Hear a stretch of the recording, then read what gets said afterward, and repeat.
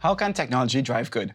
Well, in this episode of Tech Unscripted, Season 2, we're going to get into that in a field that I think really drives good when it comes to technology, healthcare. Gentlemen, introduce yourself. Grady. Grady Nichols. I run the IT operations department at Mercy Ships. Ollie. I'm Ollie Chandler. I am part of the senior leadership at Milton Keynes University Hospital. Milton Keynes University Hospital, Mercy Ships. Wait to hear these stories. But first, we got to get some rapid fire questions. Rapid fire. Couple of words, maybe a sentence. Okay, you got it? All right, here we go. First one. When technology is working at its best in your organization, what does that make possible for people? Start.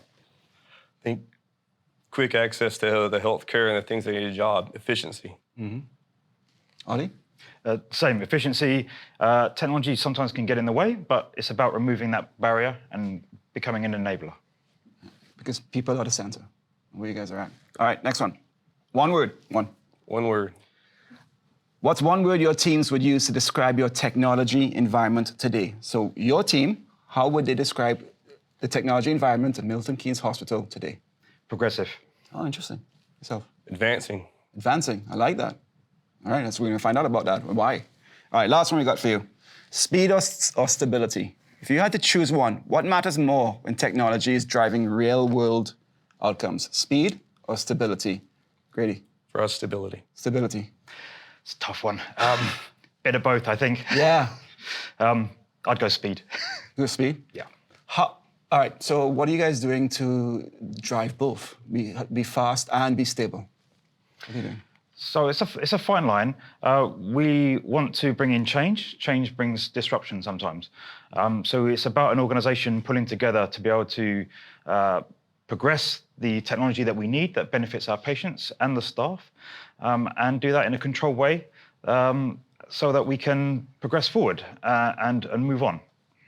Do you agree with that? How different is that for you when you have floating cities? You have 2 floating cities around the world, around Africa. I think massively. I think it's due to the locations we're at. We're not necessarily capable of working at fast pace with some time. Our bandwidth is limited to what the countries offer us and what our satellite does. So our floating cities have to operate solely on their own in case of that. So we need to be able to provide, that healthcare. The doctors can be able to have access to state-of-the-art facilities that we have on the vessel. And I think for us, having that stability and power and all the things that come naturally with a hospital that's on land makes it easier for them to have access to it. It's not necessarily easy for us to have access to those things. We're dependent upon the ship for power and shore-based connections for a lot of that. And serving the poorest countries we go to, you don't actually have all those, first world granted things that we take, most poor people take for granted of.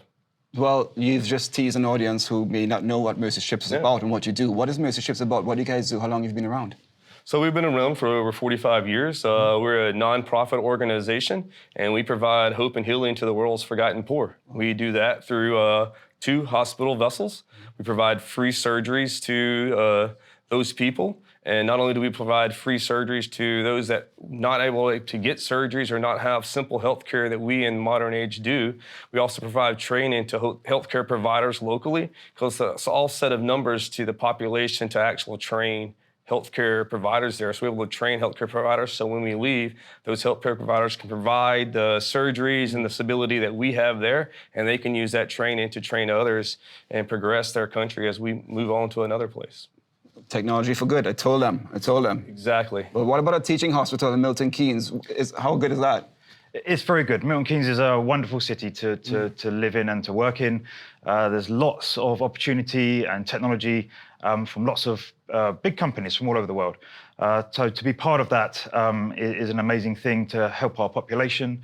We're one of the fastest growing cities in Europe at the moment. So there's an explosion of people. We're a very diverse area, but being able to provide healthcare in our community and be part of that community it's an amazing thing. And we deliver a lot of technology to drive efficiencies and benefits for our community. 550 beds, teaching hospital. Yeah. Part of the NHS. Get into that. What does that mean? So in the UK, there's a National Health Service, which is made up of lots of hospitals and other facilities. So we're an acute hospital. We have around 6,000 users, roughly, of our service. so it's a busy site. We've built, on average, a new building on our campus every year for 10 years. Whoa. And that's, I think, going to continue into the future. So, progressive. yeah, Wi-Fi services everywhere, even outdoors. We cover car parks and so on. So as you drive in, you're online straight away. Quick, easy, fast access to services. And what does technology have to do with any of this? Well, we have to collect data and a vast amount of data. Okay. The human body is an amazing thing, and we've developed over the years, humanity's developed sensors to gather information about how we are functioning. And my job really is to take that data, make sure that we can connect that, and then surface that for clinicians to then make decisions about how people are treated and the right options for their healthcare. Do you have overlaps in your job? What's your main role for Mercy Ships? And talk to me about how Mercy Ships is progressing. You're building a third ship, I heard. Yeah, we're building a third ship, but I think for us, sort of the same means of it. But as you mentioned earlier, we have a floating city. So not only do we have a hospital that we have to support through technology to do the state-of-art hospital operating rooms and radiology equipment, we have to also have a marine part of it. The ship floats. We have all the operating centers of a full-blown vessel. We have a full-blown academy on the vessel, so it's a little city. We have families that live there. Over 500 and something families live on board the vessel. So we now have to support them from living conditions, a hospitality means, sort of like a hotel concierge service. It goes on with that. So all these technology we have on board the vessel has to be able to support and interconnect all these separate things to be able to ultimately complete our mission in that country that we go to. I think I read that you've done over 100,000 operations. It's a significant. We produce several thousand surgeries a year, and I would not even be able to give you the correct stats on over the amount of years how many surgeries we've done. But it is a significant amount of people that we have actually provided surgeries to that would not got it.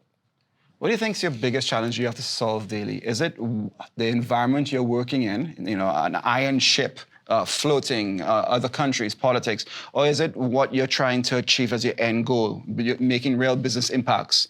What's the challenge that you're most focused on and trying to solve often? I think every day changes that challenge. Oh. But it kind of goes into, we're 100% volunteer based on the vessels. Okay. So which means volunteers come in, they can serve for 2 weeks up to 2 years on a vessel. So turnover is very, frequent on the vessel. So keeping that knowledge there on the vessel to be able to do these things, and surgeons to be able to come in and then outline these surgical plans, I think is one of the means. And then to operate in a country that, one is they're so far behind in the technology, lagging the technology expertise of what it is, being able to bring a state-of-the-art vessel there and be able to support that via bandwidth, like I said earlier, about power and all these little things that come naturally to a normal hospital land. It becomes a challenge daily to be able to make sure we can functionally do that mission to complete those surgeries and have the outcomes we need at the end of the day. Do you have a similar challenge? Like, is this demand? Do you have a demand with how fast you're growing, how many buildings you're coming out of a year? The city is growing. Is demand your challenge? What is it? It is, scale and demand. As I said, we're already building so many new facilities, and keeping up with that is a real challenge. But it's one that we're meeting, I think, and we're getting there. I can't imagine servers and so on a ship is kind of crazy. We have enough challenges on land, so I respect for you guys for that. But diagnostics is a huge thing. Connecting up scanners. We've even had to bring some of those in vans because there's just not enough facility. Right. So we connect those as well. But yeah, really good. Lots of demand and ever increasing. Also, I think efficiency is a key thing. Trying to get more out of the working day for clinicians is a really key thing. Lots of clinicians spend a lot of time and effort putting data into a system, and sometimes they don't really see the positive outcome of that. Right. So that's one of the key things for us is we're trying to deliver back useful data and information to frontline clinicians so they can make quicker decisions. And, busy EDs and operating theatres. We deliver thousands of babies a year. So driving that efficiency by using technology to connect people together, decision-making, communication, it's a key part of what we do. Yeah, I think you just answered my next question. But so we now know who you are, who you work for, and what you guys do in a nutshell. Let's define what we're talking about. How would you define technology for good?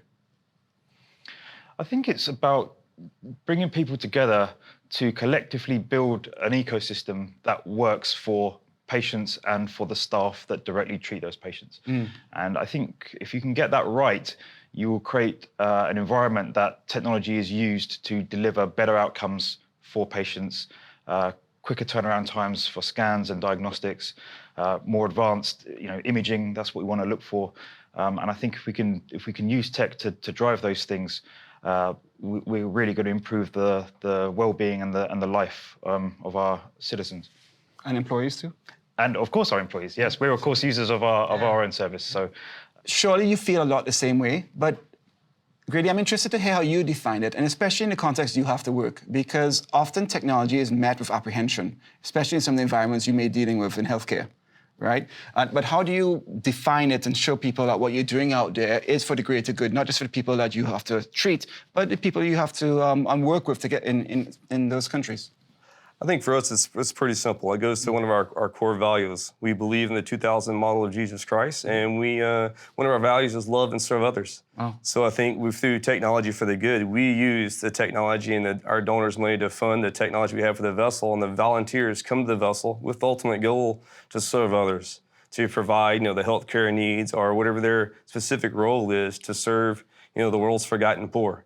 And so I think for us, it goes down to the heart of what we are and who we represent and how we represent ourselves. And using that technology and those things we have on the vessel is key to be able to complete the surgeries, complete our mission. And we use that ultimately the best we can to serve others and to serve God and to make sure we can complete those services to touch other people's lives so they can get back to their community, they can get back to their ways of life to, hopefully go back to school, go back to work, provide for their families and become, better people in their economy and value to life to what they want to be.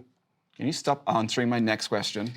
We can try that. I don't know what you're doing. I'm not pretty good at reading mine. We can do the Jedi thing. Because I was going to ask you, and you answered it in a recent video you did for Cisco. Okay. How do you measure success beyond the ROI metrics about how many people you treat and success or stuff? How do you measure how does Mercy Ships and how do you measure success? I think we can measure success in many different ways. We could talked about earlier, we can count the surgeries. Yeah. So we can do that. Say we did thousands of surgeries a year. That's a great success metrics. But I think for us, you can go back, we go after a field service, years thing, we go back and can see the patients and see the transformation of their lives and what the surgery has done. And we can measure the matrix of not only to the patients we had, but to those pupils and those healthcare providers we provided training to, that years later, how many surgeries have they been able to complete? How many people have they been able to teach? And just to, in a sense, show the record of how we're putting ourselves out of a job, I think is ultimately how we can go back and look at that and do that and just lives honestly touched. And if you watch the videos, you can see the kids and the families and they walk around with smiles on their face. And I think that, to us, to me, is one of our measures for success. If we're successful at changing one human being's life, it means a lot to us, and it means what most of our volunteers are coming there to do, to reach out and provide that hope of healing to the world. What is your official title? My official title is Senior Director of Information Technology Operations. So you're supposed to measure success in no downtime, bandwidth, no, you're measuring success in real human factors. That's wonderful. Yes. Yeah, and we can measure that. We try to measure it in no downtime. Obviously, downtime, that means we can provide that to the surgery. We can do all these other metrics that get into it. But at the end of the day, it's about the quality of life for our volunteers on the vessel and the quality of life for our patients. And we do our best to make sure there is zero downtime and the ability to do that. But it's not about the ones and zeros at the end of the day. It's a human factor at the end of it. Ollie, that's hard to do for you. I suspect the same answer. How do you measure it? But it's hard to do. It is hard to measure, yeah. What I would say, I think people are very good at telling you when they're not happy about something. When I walk into to an office or a ward area, one of my first questions is, what is it that IT can fix for you today? And sometimes it really is nothing. And for me, that's part of delivering a successful service. If people are just happy with the service that they have, systems work, they're quick and easy, that's kind of a big measure for me. So I guess the human barometer is a good one for us. Of course, we count uptime and so on. But I think that delivery at that coalface of the patient care, for me, that's where we focus a lot of our energy and our resources. And so if those guys are happy, I think that's a good measure of success for us. I remember during COVID, some of the most powerful use cases of how technology in healthcare drove good is when patients can talk to their family when they were separated using WebEx. And it was really moving to see those connections and collaboration. And there's so many other use cases. Can you think of an idea of a particular technology that you see directly how it drives good, it makes a big difference in your workplace? Sure. I think probably the biggest one for patients is Wi-Fi services. Right. So that's one of the things we focused on a number of years ago. We wanted to provide reliable, high-speed Wi-Fi throughout the entire campus and our other remote sites. And again, taking away those barriers, it's very quick and easy to get online. And lots of patients use that service to speak to families and so on. And just providing something that is relatively simple to do has been a huge benefit. We've got examples of where sometimes if your child is ill in the hospital, you can go home and you can still see your child in the cot because we have Wi-Fi services enabled to power those things. And things like that, when that's your child, is quite an important thing for a lot of parents. Free, quick and easy Wi-Fi throughout our campus is one of our main achievements that we are very proud of. Of course, and we obviously use Cisco Wi-Fi to do that. We're driving Wi-Fi 7 services forward and tagging on some other things on top of Wi-Fi. Find out about that. But access to healthcare, that's one of the world's biggest challenges by far, especially where you are. What particular technology you think you see actually makes a big factor with some of those big challenges that we have? From a patient side, I don't know if we have a specific technology that benefits in a sense to their willingness. We have Wi-Fi on the vessel and it's a unique experience, but a lot of them don't have the ability to utilize a lot. They come with cell phones. So we have Hope Centers in town that we provide services to as well along with the vessel. So when the patients are there, they're able to keep up with their family members via cell phone or whatever technology they bring to the table. But I think for us, it really comes into our staff and our volunteers. And we have a full-blown academy on the vessel, so kids are running around. Every once in a while has access to Netflix and do their daily missions. So having that technology on board our vessels to be able to link up certain systems we have on the vessel to doctors around the world. We're not able to bring certain expertise to the ship. So to be able to have that technology that we can reach back and have doctors communicate and correlate to be able to provide a surgery to one person. For example, radiology, we have the ability to do radiology, but they're able to send the imagery off the ship to do imagery of that so they can actually get back down to do the basics, to be able to complete that surgery and bring, clinicians around the world to the vessel without physically having to be there to be able to do that one action they need to do and perform. I mean, technology is the foundation of this, but it's not the heart of this. The heart of it is the people. It's your doctors, it's the tech, it's the people. How do you guys help your people to do good for what they have to do? Anybody want to answer? Okay. Yeah, I think we have an IT team on board each vessel, and obviously our ships are modernized using state-of-the-art technology from marine operations to hospital regulations, and our team on vessel basically works with each individual business partner, each individual person on the ship to help, show them the technology in which we provide, and it's in a unique environment. We can kind of talk about our ships a little bit to explain it. Let's talk about it being a floating city. We don't have access to sometimes out in the world things, so each ship is divided into fire zones. We have one ship is 175 meters long, 13 decks high. We have 2 data centers aboard each vessel. We have IDF switch techs. So all this technology connects everyone together, and being able to do training to connect them together is key. And for us, we have a local day force. When we get to a country, we get a local day force from a local populace to come on the vessel. Multiple things. One, they get employed, and we get to employ them. But 2, when they're there, we were able to show them technology, show them skills, so when we leave that country, they can take those skills back with them. We teach Microsoft certification classes. We teach, depending on what their job is and what they want to do, we can actually take that technology and teach them classes so they're able to go back in their community and have a skill they can actually use when we leave. Ollie? So training, I think, is a key thing. We do a lot of training services within the IT department. Okay. One of my aims is to have as many CCNAs, in fact, more CCNAs in our hospital than any other hospital in the NHS. Is cool. one of my goals. So we provide lots of services. We take apprentices that come out of school and we train them up, and they get to experience what real life, in a hospital is like, and educate our staff as well. We also, one of the programs we've done is to remove what we call clicks. Sometimes there's just too many clicks in a system, and people spend all their day click, click, click.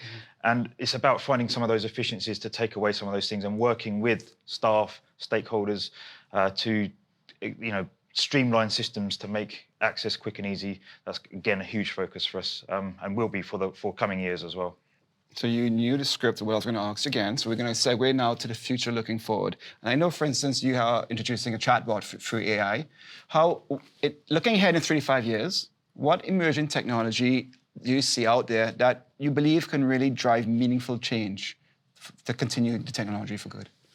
I think for the next 3 to 5 years, we're introducing a new ship. We kind of brought that up here. I think that's going to be our biggest technology advance to bring into the thing. To having two, the world's largest net geo hospitals, providing countries to 2 separate locations, is kind of all-encompassing. That technology, I think, is what's going to be life-changing for people. But I had to sit there and say one technology. I think AI does, with that new emerging technology we were able to present on these new ships. We're able to support now new features from like AI capabilities going forward. Yeah. We're able to potentially do, we get in the future of robotic surgeries and things that, introducing that kind of thing, being able to use that for doctors to actually, take notes, be able to do things with their patients. So we alleviate the downtime or the time that takes from that in between for the doctors and notes and the work they're having to do. We're able to streamline that, speed up the process for them to be able to see more patients, do things in a more efficient way. I think that's some of our key things. And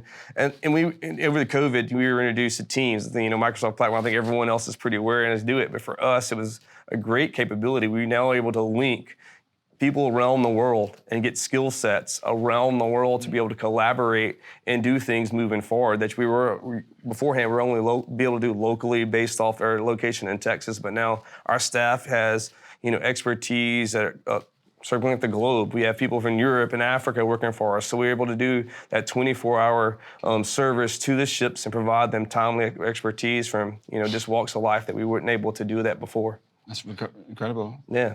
Ollie, do you see similarities in where you guys are planning it to be? Definitely, yeah. AI, it's a big topic at the moment.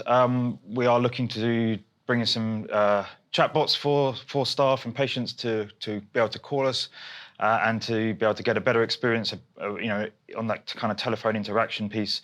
Also, we are now testing, actually, at the moment, what we call ambient voice listening. So we're now able to effectively listen into a consult, typically with a clinician and a patient, and we can then take that conversation, summarize that, which saves somebody typing all of that up. And we've built some intelligence into that. So we can now create orders for testing and for drug issuing, and we can automate a large part of that just from an AI listening in to a conversation. And then, within like 20, 30 seconds, all of that gets wrapped up. And again, huge efficiency saving. And I can see that the future of that is going to be, really bright. If we can continue to get the efficiencies that we do now from AI, I think the future is going to be amazing for those sort of things. Robotics as well. So we have the robot as well in our theatres. That's a really cool piece of tech, an amazing thing. But again, I can see that progressing and really taking off as that tech develops. It's getting better and better. The recovery time for patients from robotic surgery is significantly less than traditional. So it's less time spent in hospital. It's cheaper to operate, and it means people can come in and leave quicker. Nobody really wants to be at a hospital, to be honest. So if we can get you in, sort you out, and then pass you on, move you on, so you can continue your life, that's kind of one of our big objectives. I think also in the realms of medical imaging, I think there's going to be a lot of AI coming to that as well. I guess that's kind of harder when you're at sea. Yeah. But we have a few AIs that can do some cool stuff around imaging. I think that's going to continue. And we're starting to push that into pathology as well now. So we can take pictures of tissue on a lens, and we can, send that off to an AI to start to get some assistance in diagnosis. So, Trying to think the things in my life I don't want people to make mistakes with. What I eat, when I go fly a plane, I don't want to have mistakes. Yeah. But definitely when I go to see a doctor, when I go to hospital, I don't want any mistakes. I want zero risk. Yeah. But you're introducing new technology. How are you balancing the two, really? How are you balancing, like, we have this new technology coming in, we're balancing the risk, so there's zero risk, yet we're still driving this increased good. I think we introduced basically ARB, Architect Review Board, that we are able to take new technology and they're able to kind of review it and see will it work in our environment. Our environment's kind of unique to what we experience from other local hospitals, so we're a donor-based organization, so we want to make sure we're using those donor dollars wisely and introducing technology that will be efficient to what we need it to do. Right. And so they're able to review that, compare it to our current infrastructure. Will it be supported? And if it's supported and if it saves downtime or saves hours of work and it's efficient and it's a long-term cost of thing, we can actually evaluate that and come up with a solution to see if we want to bring it into practice or not, how it best suits us and our time and need. Because there's a lot of cloud-based technologies and a lot of things out there that's coming, and some of those things are just not currently supported where we're at, just based off our sometime ability to have that bandwidth to access things. So we have to just follow it closely and how it best suits us and our needs and capabilities. Ollie, how do you balance risk and... So it's, again, fine line. I think there's lots of examples where human beings have missed things, particularly around diagnosis in imaging and those sorts of things. So if we can use technology to improve that, I think it's worth doing, and we're kind of proving that it is. It's not about taking away clinicians, and we don't want to do that. That's not where we're going at all. It's about empowering them, I think, and giving them back time by using AI, and also prioritization. We have a very busy hospital at times, and some things can wait, and some things in a hospital definitely can't wait. And making that decision in real time is sometimes a challenge. So if we can provide data and diagnosis tools that facilitate that, I think that actually starts to reduce risk and empowers clinicians to make better decisions and save time. All right, so I'm a filmmaker, and there have been technology changes all the time in what I do. I remember years ago, the big thing was 3D. 3D is going to take off. HDR was going to take off. It did. Is there a piece of technology that you guys planned for, you rolled out? It's like, maybe it didn't really work as well as we expected it to be, or maybe it evolved into something else unexpectedly? Oh, I think it all works perfect. Yeah? Yeah, we have everything. It works amazing. No, I don't know if there's one specific technology. I think to us, it's not necessarily the technology. Sometimes it's how in which we roll it out. Yeah. We have volunteers that come in, like I said earlier, and having that technology not only easy access, but easy for them to understand and operate. So they don't have a long transition plan to learn how to operate this piece of gear, this piece of technology, I think is key for us. I can't think of one that is just blatantly just didn't work and we threw it out the door right now off the top of my head, because we tend to always think and strive for perfection, but not that we all are. But I think it comes into that user-based piece of it that wasn't necessarily a technology, it's how we introduced it to our environment. And we didn't properly go through probably the steps that need to be to get those users trained up, and they come in because they're coming from locations that may not have experience with that technology or piece of gear. The question came from my idea in healthcare, how often they roll out perhaps a vaccine, and then they improve it, and it gets better and better and more specific, and there's positive feedback. Have you seen any of that when it's not worked, or you've approved upon it to make it better for your use case through trial and, not error, but trial and use? Definitely. So I think probably every system we have has been through that evolution. Right. We deploy systems. We have nearly every clinical department has its own system that they use for their specialty, and often those systems day one are not quite there. So we work with lots of vendors, hundreds of providers and suppliers to improve those systems. And yeah, training, I think you mentioned training as well. So I think that's a big thing. I think that's quite overlooked, the delivery of training for, particularly for end users. So you get feedback though. And then that involves. Where do you get your feedback from? I'm gonna ask you both those questions. Ollie, start first. How do you get your feedback to then continue, evolve, or develop something or build something that is needed for your particular case of Milton Keynes University? So staff, again, very good at telling you which buttons don't work or where they want extra buttons. I think also one of the things that we encourage in the IT team is to ourselves look for efficiencies and solutions. So sometimes there'll be one of our devs will say, I think if I wrote something to do this thing or a web page to do something, we can fix this problem that actually no one's complained about yet. And that's the sort of thing that we want to encourage, of our IT service, to actually proactively start looking at things and saying, we can fix this problem that users haven't necessarily phoned up about yet, but we can see it coming, or we can see a better way of doing something. So we're going to create a system, sometimes a small app. A 3-page website sometimes can fix a problem for a clinician. You never know. Because that's the importance to access to healthcare, is that it's inclusive and it's aware of the people who are using it and adapts to it. And in your case, you have users in Sierra Leone, in Madagascar, 2 very different parts of the world and countries, and many others. Talk to me about your feedback cycle. How do you continue to build things that are inclusive to the users and improve your services? It's sort of a similar way. We get our users to provide feedback to us. We go out to the ships, and just from our IT department, we meet with our business units and verify, from them, what's working well, what's not working well, and then we can get their feedback on products they've seen potentially from their line of work or where they volunteered or they came from, and then we're able to introduce that through our, we have a project management team. So we're talking about the ARB, Architect Review Board, and we're able to bring that information back, and either we locally, the IT department, can potentially do some quick fixes, like you said earlier, to go back and help them improve a process or improve a way of doing business. But it's that really feedback we get from them to make sure this particular product or this particular application or technology is working. And if it's not, we can bring that to the appropriate parties for review and approval process to put something else, implement something else in place to solve all that problem. Just getting back to that basic functions and do the job the basic way, and getting the users to speak to that really is kind of to hone into that is really what you need to put your eyes and listen to. They're the technicians on the ground and the ones doing it. So just taking their feedback. And what's your North Star shipping term? God. Yeah, our values, love and serve others. Yeah. Strive for excellence, bring hope and healing to the world. I think that's our North Star, is focus on that, focus on what he's brought us here to do, and our mission in life is to provide that and just keep our eyes and focused on our beliefs is our North Star. Similar, Ollie, what about you?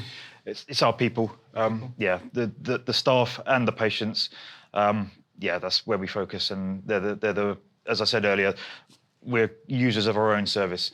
So if I can make something better for me, it could be my family one day. My children need something. That's where we focus. All right, before I ask a couple of rapid-fire questions, do either of you want to ask each other questions? Because you both are remarkable use cases. Is anything interests you guys, or parallels, or you disagree with? No, I think it's interesting for us to be able to get to a hospital that does training and work in a similar fashion. I can't say what one technology that you use that has helped you do business that potentially we could help us out in the vessels to do things a more efficient way that we're potentially not looking at. So that's a big question, that, isn't it? Yeah, I know. I had to ask the hard ones. For us, I think is cloud. We use a lot of cloud services. I don't know whether that's going to work on a ship necessarily. I don't know. I'm not really familiar with the kind of connections you have. But I think for us, cloud has been a big thing in driving data. We have lots of data. In fact, our entire data warehouse is in the cloud, and we use tools to visualize that. I think that's been very, very valuable. So I would say definitely look at visualization tools and actually drive informatics back to frontline clinicians, I think, and also some of the business leaders, people. Although we're a public hospital, obviously we still have to pay bills. We still have a finance team, a HR team, and those other back office functions. Those guys are still important as well to us, and delivering data to those people is as important as clinicians. I'd like to come aboard a ship and see a data center on a ship. So I'm guessing you host all your PACS systems, all your storage is right in the ship. Everything's hosted on ships. We have 2 data centers there, and we would we love to have you on the ship. We have a volunteer webpage. Please go out there. We'd love to have technical expertise, IT field to come visit and spend some time on the vessel to be a part of it. But yeah, everything's kind of hosted there. We're trying to get more cloud-based. I think we were partnered with a company called SES. They provide our VSAT capabilities, and they're bringing this year MEO capabilities to our vessels, so which will increase our bandwidth capabilities to potentially offer some of that cloud solutions and have more of a stable bandwidth for our vessels. So it's really glad to hear you say that and get involved. Yeah. So your primary connection now is satellite for data? Well, on the cells, primary is satellite for the cells. When we get to a shore, we usually get 2 local internet service providers. Depending on the country, it depends on the bandwidth and the cost. We try to have like a failover capabilities between the 2. So theoretically, we have like 3 when we're in countries, 2 local internet service providers, and our VSAT capabilities. Okay, interesting. Yeah. Those were the good questions, finally. Finally, you got some good questions going. Yeah, one of us gets to ask good questions. Well, I have another question, I have a statement, and you're going to fill in the blank. Okay, you ready? All right. Over the next 5 years, technology will drive the most good when it provides a means for volunteers and our clinicians to do their job in a more efficient manner. Over the next 5 years, technology will do the most good when it works. Awesome.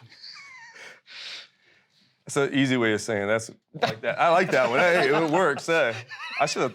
Simple words couldn't come to me. It's exactly what it is. But gentlemen, thank you very much. You guys are definitely using technology for good. It's remarkable, and I really enjoyed that. Thank you so much. Appreciate you having us. Thank you. Tune in next time for the next episode of Tech Unscripted.